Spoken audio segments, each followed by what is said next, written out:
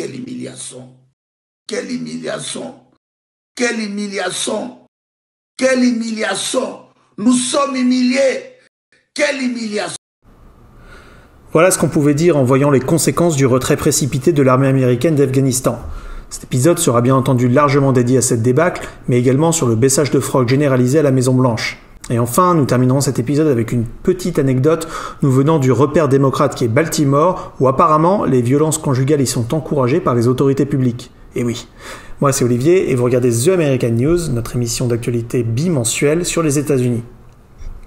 Avant de nous occuper de l'Afghanistan, il faut bien comprendre que Joe Biden avait déjà vendu le trou de balle de l'Amérique aux Arabes bien avant ça. Retour au 11 août 2021, qui semble être une éternité vu la dose d'actualité qui s'est passée depuis, où la Maison-Blanche envoie Jake Sullivan, son responsable en sécurité nationale, supplier l'OPEC de produire plus de pétrole.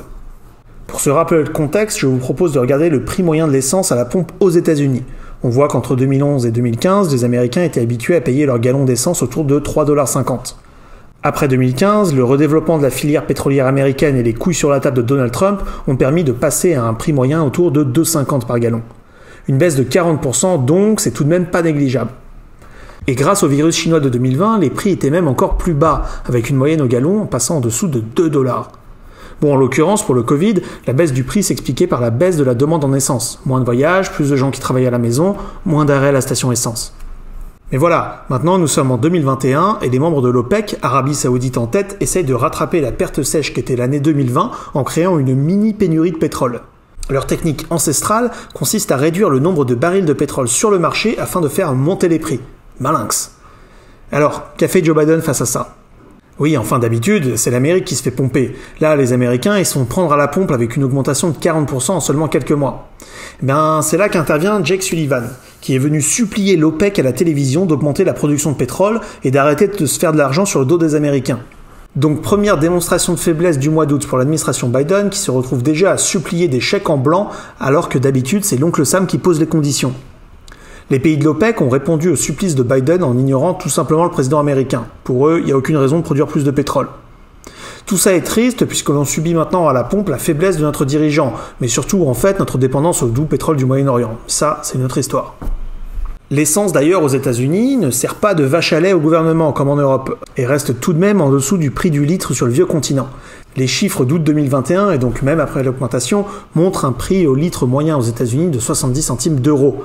Et dans les États comme le Texas où j'habite, nous le payons seulement 59 centimes le litre. Tout simplement parce qu'en Europe, avant de nourrir les provisions du chèque, l'essence sert avant tout à nourrir le gouvernement au détriment des campagnes dépendantes de la voiture. Mais bon, ça c'est pour l'Europe, revenons aux États-Unis. Cette réponse des mecs habillés en drap de l'OPEC aurait dû servir de pressentiment puisque seulement quelques jours après, les talibans sortaient des montagnes pour réenvahir l'Afghanistan. On rappelle aux plus jeunes que les États-Unis et ses alliés sont intervenus en Afghanistan suite aux attentats du 11 septembre afin d'aller y chasser du terroriste. 20 ans plus tard, presque pour l'anniversaire du 11 septembre d'ailleurs, on est fin août, les talibans feront flotter leur drapeau brillant de manque d'originalité. Bah oui, non mais sérieusement, on dirait des gribouillis sur une feuille blanche. Bref, ils feront voter leur drapeau à la con sur le toit de l'ancienne ambassade américaine à Kaboul. Ils ont d'ailleurs rejoué la scène de plantage du drapeau très connue d'Iwo Jima afin de troller l'oncle Sam. Vraiment, c'est inacceptable. L'ambassade américaine a d'ailleurs dû être évacuée en urgence, un événement dont les images rappellent le retrait humiliant des Américains au Vietnam quelques décennies plus tôt, on y reviendra. Le retrait des troupes américaines d'Afghanistan, c'est un sujet que tous les présidents depuis Bush abordent à chaque élection. Mais tous, une fois arrivés au pouvoir, semblent se faire rattraper par la réalité et abandonnent le projet, un peu comme Guantanamo par exemple. Mais tous, non, un petit sénile du nom de Joe Biden a exécuté le plan et ce, contre l'avis de ses conseillers. C'est en tout cas ce que rapporte le Wall Street Journal qui nous dit que Joe Biden a exécuté le plan voulu par Trump et ce, contre l'avis du général Frank McKenzie, commandant des forces américaines au Moyen-Orient, du général Austin Miller, commandant des forces de l'OTAN sur place, et général Mark Milley, représentant d'état-major. Le plan de Trump ? Mais qu'est-ce qu'il vient faire dans tout ça ? Trump, à la fin de sa présidence, voulait s'ajouter à la liste des dirigeants promettant un retrait des troupes. Son administration était alors en négociation avec les talibans pour un retrait sous condition. Mais bon, c'est plus lui le président, et dans sa conférence de presse, Biden a réussi en seulement 10 minutes à dire à la fois qu'il acceptait la responsabilité de ce qui s'était passé, tout en disant que c'était la faute de Trump, mais que c'était sa décision et qu'il fallait le traiter en héros, parce que c'était celui qui mettait enfin fin à ce conflit interminable. Et dans interminable, il y a minable. Lors de son rallye le week-end dernier, Trump a bien entendu accusé Biden d'avoir tout fait à l'envers, et surtout d'avoir retiré les troupes avant d'évacuer les civils. Civils américains et alliés qui sont toujours aujourd'hui bloqués à Kaboul, dans une ville hostile, notamment pour les femmes, et qui sont empêchés d'accéder aux avions de rapatriement américains. Ça, c'est pas une théorie du complot, c'est notamment rapporté par une journaliste de CNN sur place qui, du jour au lendemain, a dû se mettre un rideau sur la tête afin d'éviter les jets de pierre. Moi, je vous le dis, d'ici 2 semaines, on va la retrouver à la cuisine. C'est bien là toute la tragédie de l'histoire. Que vous soyez pour ou contre l'intervention américaine en Afghanistan, il n'y a rien à applaudir de ce retrait bâclé des troupes américaines. Et si ça avait été exécuté de la même manière par Trump, j'aurais dit la même chose. C'est pas une question politique là, juste une réalité que quand l'Amérique se retrouve en mini-jupe, c'est tout l'Occident qui paye. Biden ici a une position très cynique d'ailleurs. Pour lui, les Afghans sont responsables du retour des talibans au pouvoir et n'ont pas réussi à contrer le putsch, ils doivent donc en payer les conséquences. Dans le même discours, Biden défend sa décision d'abandonner le peuple afghan. Écoutez donc. Our mission in Afghanistan was never supposed to be nation building. It was never supposed to be creating a unified, centralized democracy. Bon, cette position, il l'a pas toujours eue. Écoutez Biden en 2003. In some parts of the administration, nation building is still a dirty phrase. Mais non, c'est pas tabou. But the alternative to nation building is chaos.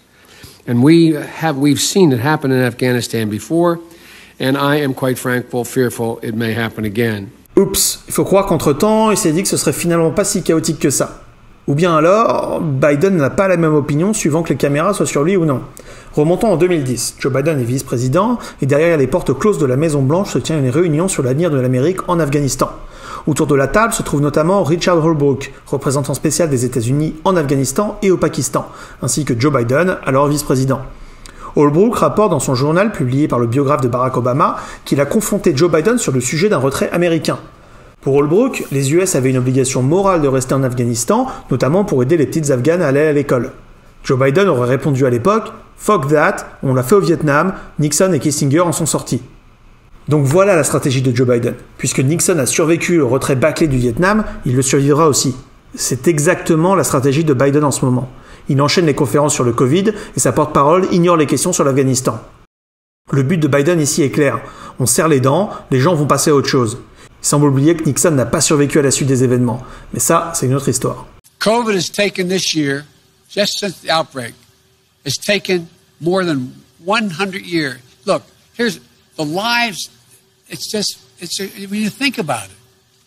Je vous repasse les images des Afghans qui préfèrent mourir de froid dans le train d'atterrissage d'un avion de l'armée américaine plutôt que de vivre sous le contrôle des talibans. Je vous repasse les images des talibans bavant sur les milliards de matériel militaire laissés derrière par l'armée américaine. Lorsque le prochain attentat à Paris sera commis à l'aide d'une M4 américaine, les gens comprendront. Les talibans, eux, sont aux anges. En moins de 2 semaines, ils ont repris le contrôle du pays en sautant sur la couardise de Joe Biden. Maintenant, plus rien ne semble les arrêter. Regardez ce que ce porte-parole des talibans répond lorsqu'on lui demande si le nouveau gouvernement va tolérer les avions de rapatriement américains à l'aéroport après la fin du mois. No. Why not?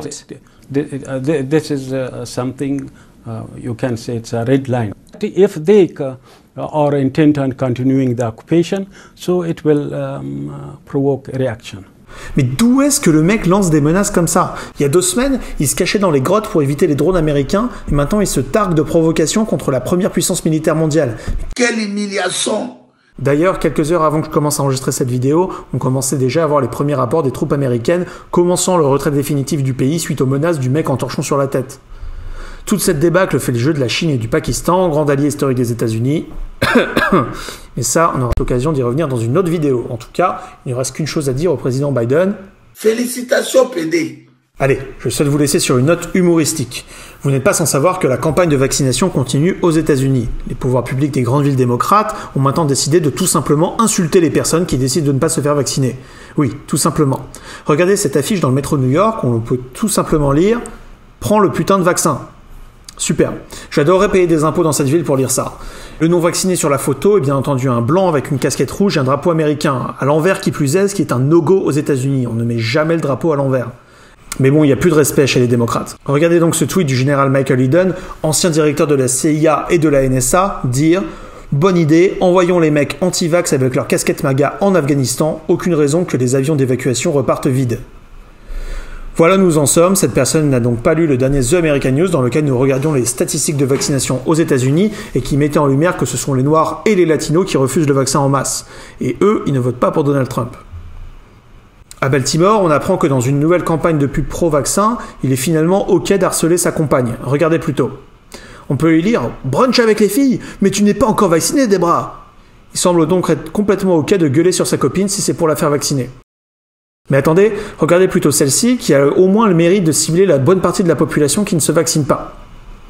Le thé vert ne guérit pas du Covid, Trina. Et en bas, il est écrit « Le thé vert est bon pour une après-midi pluvieuse, mais n'est pas un substitut pour le vaccin. » Sans blague. Allez, je vous retrouve dans les commentaires. Moi, en tout cas, je me laisse pousser la barbe pour pouvoir passer incognito parmi mes nouveaux maîtres. Laissez un like pour m'aider avec l'algorithme YouTube. Et surtout, partagez autour de vous. Inscrivez-vous si c'est pas déjà fait. Vous êtes sur The American Dream. God bless Américain. Mais du coup, sur cette histoire d'Afghanistan, tu nous as pas dit, toi, t'es pour que l'armée américaine y retourne ou quoi ?